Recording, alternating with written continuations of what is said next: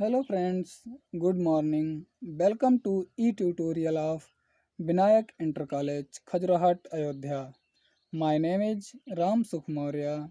I will teach you today class 7 science इकाई 2। Lesson का नाम है रेशों से वस्त्र तक। आज हम इस वीडियो में पढ़ेंगे भेड़ के रेशों को ऊन में संसाधित करने के विभिन्न चरण पढ़ रहे हैं। तो उसमें इसका फोर्थ चरण यानी चौथा चरण है कताई, और इसके बारे में हम आज पढ़ेंगे। तो पहली हेडिंग जो है हमारी कताई। अभिमार्जन से प्राप्त रेशों को सूखा लिया जाता है, यानी अभिमार्जन जो प्रक्रिया होती है उसके बाद जो हमें रेशे प्राप्त होते हैं उसको सुखा लिया जाता है।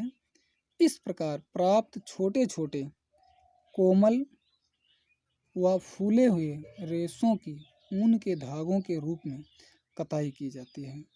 तो इस व्यवस्था को कताई कहते हैं, और इस व्यवस्था से जो है इन रेशों को जो है इनकी कताई की जाती है। तो अब चरण 5 है रंगाई। अब इन रेशों की रंगाई होती है और उसका प्रोसेस क्या है तो आगे देखते हैं। भेड़ों अथवा बकरियों से प्राप्त रेशे प्रायः काले, भूरे अथवा सफ़ेद रंग के होते हैं। विविधता पैदा करने के लिए इन रेशों की विभिन्न रंगों में रंगाई की जाती है। इस प्रक्रिया में रंग बिरंगे ऊनी रेशे अक्सर आपस में उलझ जाते हैं। अब चरण 6 पढ़ेंगे, ऊनी धागा बनाना। कैसे हमारा ऊनी धागा तैयार हो जाता है। रंगाई के पश्चात या बाद में प्राप्त इन रेशों को सुलझाकर सीधा किया जाता है और फिर लपेटकर उनसे धागा बनाया जाता है।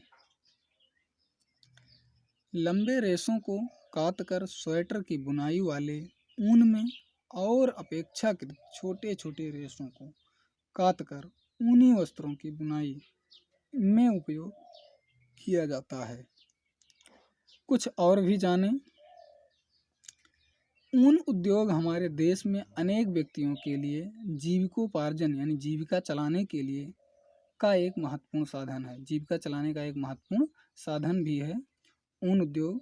परंतु जंतु रेशों की छटाई करने वाले कारीगर कभी कभी एंथ्रैक्स नामक जीवाणु, एक जीवाणु होता है एंथ्रैक्स नामक जीवाणु द्वारा संक्रमित हो जाते हैं, जो कुछ समय बाद में एक घातक रुधिर रोग, सोटर्स रोग से कहते हैं, जो रुधिर रोग हो जाता है, ऐसे व्यक्तियों को सोटर्स रोग के रूप में दिखाई देने लगता है।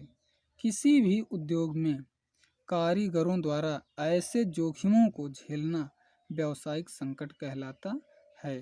भेड़ों की संख्या की दृष्टि से चीन और ऑस्ट्रेलिया के बाद भारत का नंबर 1 पे चीन, नंबर 2 के बाद ऑस्ट्रेलिया और फिर नंबर 3 पे भारत का विश्व में तीसरा स्थान है। यानी चीन का पहला और जो है भेड़ों की संख्या की दृष्टि से चीन का पहला, ऑस्ट्रेलिया का दूसरा और भारत का तीसरा स्थान है। गुणवत्ता की दृष्टि से न्यूजीलैंड की मेरिनो भेड़ों में सबसे अच्छा ऊन प्राप्त होता है। जो मेरिनो भेड़ होती है न्यूजीलैंड की है, वहाँ से सबसे अच्छा ऊन प्राप्त होता है। Thank you watching for this video.